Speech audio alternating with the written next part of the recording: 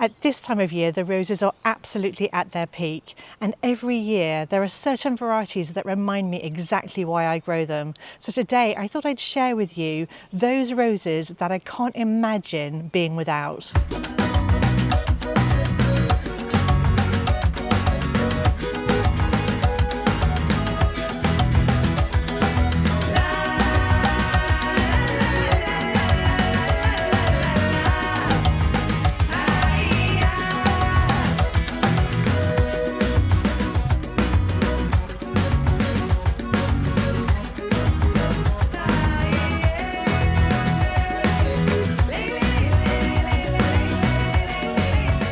Hi everyone, my name's Annette and welcome back to Cottoverdi.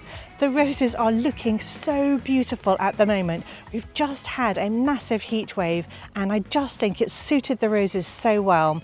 Today I really wanted to talk about the 10 roses that have earned their place in my garden. I grow about 45 different varieties of roses at my last count. There may be one or two more since then. So these 10 therefore really have earned their place in my garden. And I wanted to share with you why. Now, they're not necessarily the healthiest roses, the ones with the best fragrance, or even the ones that are most floriferous, with the most flowers.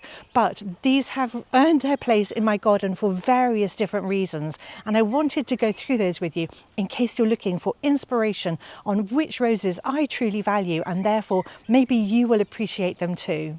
Coming in at number 10 out of about 45, this is Lichfield Angel. This is a David Austin rose. In all honesty, this one took quite a long time to endear itself to me because it has this unfortunate tendency to sort of flop everywhere. So the roses are beautiful, but it really was very floppy, very unappealing, unattractive looking.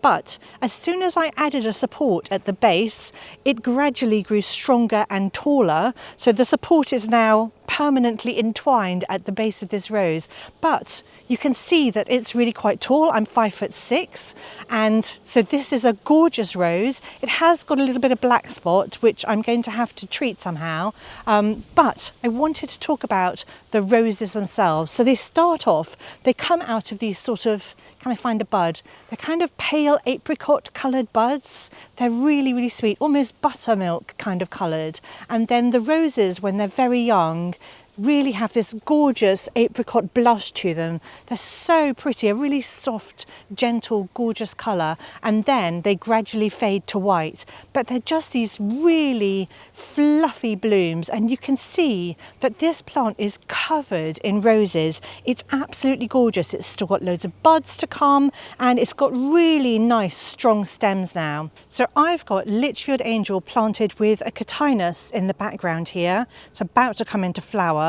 And I think these creamy petals look really great against the cotinus. I've also got it planted next to loads of alliums, and if anything, the alliums are even nicer with the Lichfield Angel roses. So the roses are a really nice size. They're quite large, most of them. I think they're super pretty, just really, really fluffy with these apricot buds. I just think that looks so gorgeous. And you know, this one's on quite a weak stem, so it's a bit floppy, but most of them are fully upright. So this one here is still showing some of that gorgeous apricot blush to it because it's still quite young and it hasn't faded to white yet. This one here, I mean, this is probably 10 centimetres across, this rose. Look how big that rose is. Coming in at number 9 is Spicy Perfuma. Now, there are two reasons that I adore this rose.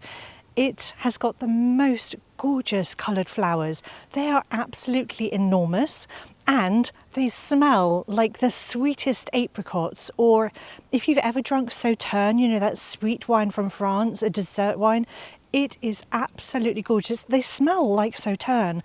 I think it's incredible, and the flower size is phenomenal, and just the shading on the rose petals. By the way, this rose is taller than me, so there's one up here that is a good few inches taller than me, and I'm 5'6", so that's 165 centimetres, something like that. So this is a pretty big rose. So this rose here is 15 centimetres, 6 inches across. I've measured it. This is how big they get, and they're just this gorgeous sort of apricot blush with a bit of pink in them. They're just beautiful, beautiful roses. So when they're just opening up, you can see they've got a bit more apricot to them. This is just going to get bigger. It goes really, really well with the Californian honeysuckle. So the Californian honeysuckle has these sort of orangey yellow flowers, and then the calyxes turn bright red.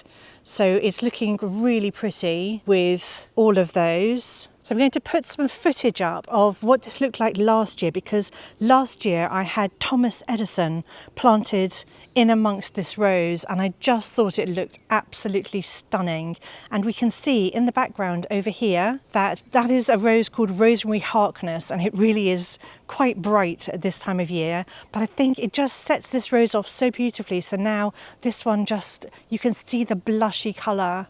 I've also got it planted next to Coco Loco, which is the rose that we can see in the background there, and a peony called Bouquet Perfect. But I just think Spicy Perfuma is astonishing, both for its fragrance and the colour and size of the roses. If I had to choose the most perfect pink rose in the garden, it would probably be this one, the Queen of Sweden. It's a gorgeous David Austin rose. The flowers aren't that classic rounded David Austin shape, but there's something incredibly elegant about them. The colour is such a pure, clear pink, and the blooms sit upright on strong stems, which means they never seem to collapse or hide their faces in the way some roses do. In fact, I love this rose so much that I've planted 6 of them here in this border, and we call it the Queen of Sweden border. Now, I've planted them with a baptisia called Pink Truffles, and I think they look really good together.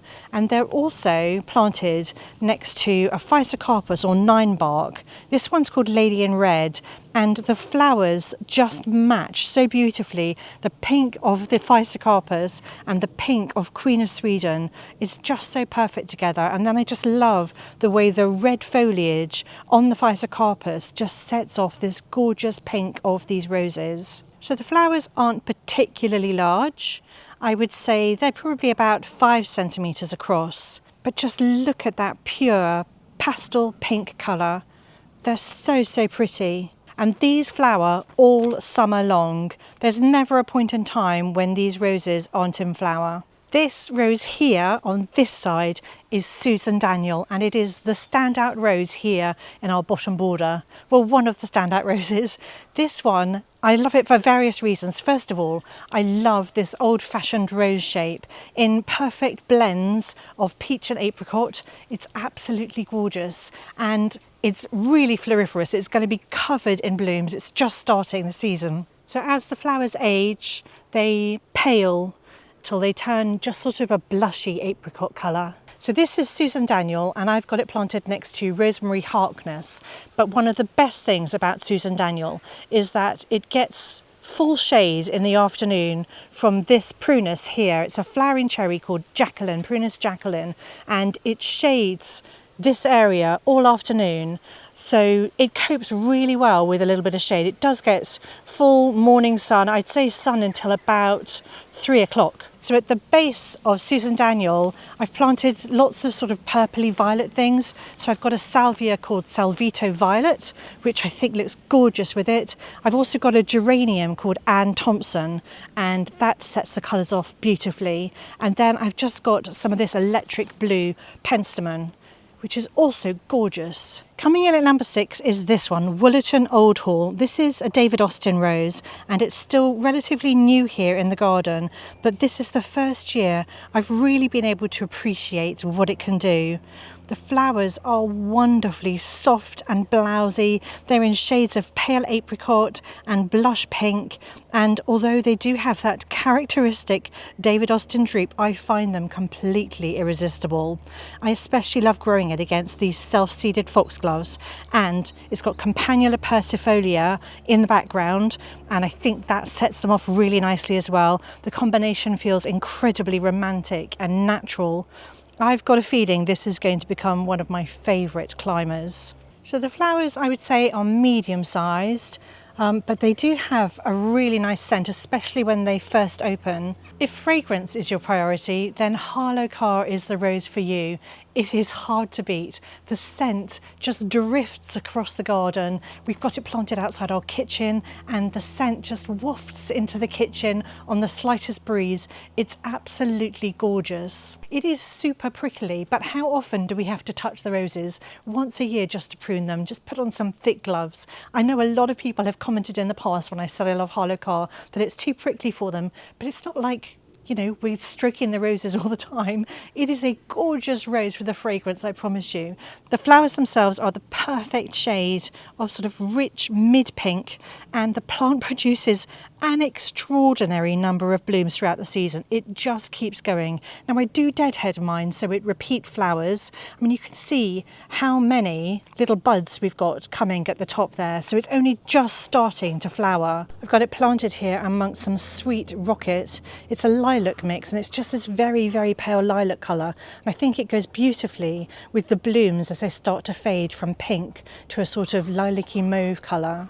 This behind me is the Generous Gardener, another David Austin rose. This is one of the first roses that I planted here in the garden, and every year it has impressed me more and more. It's now scrambling towards the top of this rose arch, which is massive, and it's covered in blooms, which are really, really pretty. The flowers are a soft, pale pink, I mean really pale. It's also one of the earliest roses to bloom, and it repeats throughout the season.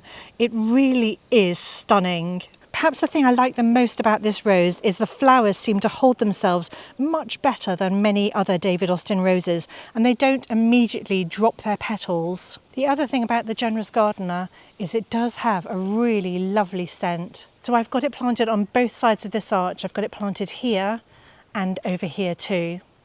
The other rose on this arch is Claire Austin, which is on the other side, but you can see that it's not, it doesn't have as many blooms at the moment. It's not in flower yet, whereas the Generous Gardener flowers super early. At number 3 is Eustacia Vye, and it is, in my opinion, the most beautiful colour of any rose that I grow. Now, if we're looking at it right now, you may not think that, because the sun has bleached the colour during the heat wave, which is the first time this has ever happened.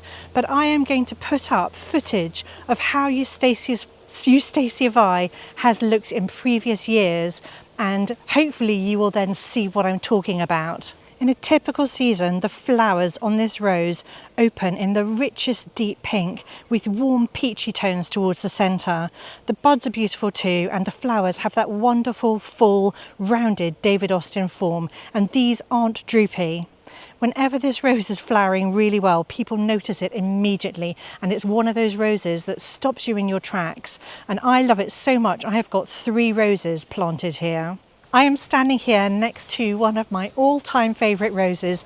This is Princess Alexandra of Kent, and it's extraordinary. It's a showstopper. The flowers are enormous, as big as my hand. They're 15 centimetres across, a good 6 inches, and the depth of colour in these roses is phenomenal. So this is Princess Alexandra of Kent, and it starts off this gorgeous peachy rose colour and then turns to a beautiful pink, and then as it fades we get this lilac mauve colour with so many petals, just fluffy and beautiful. Look how gorgeous that is, and it really fades on the outside petals to almost white. It's so pretty. And finally, if I could only keep one rose in the garden, it would probably be this one. Now, it's not in full bloom, it's just about to burst into bud, so it's not one of the earliest to flower, which is Pride and Prejudice. It doesn't have the strongest fragrance, and it's certainly not short on thorns, but every June it produces the most perfectly formed flowers. They are so romantic. The colour's cream with the softest blush pink, with a little bit of apricot and a little bit of buttermilk. And the blooms have this timeless elegance. It reminds me of something you'd expect to find in a Jane Austen garden. I'm not surprised it's called Pride and Prejudice. To me, this really is the ultimate romantic rose. Every flower seems perfectly shaped, perfectly coloured, and completely at home in my cottage garden. It really is the rose that I find myself stopping to admire most often, and if I had to choose my favourite, it would be this. Well, I really hope you have enjoyed counting down my top 10 roses of all time that I have here at my garden. I'm sure there are loads of other roses that I can add to my collection. Do let me know if you've got a favourite and why you love it so much. I'd be really interested. Pop it in the comments below. Anyway, I hope you've had fun. Maybe I've inspired you to go and grab a couple for yourself. You won't regret it. These really are favourites for a good reason. Thank you so much for watching, and I'll see you all next time.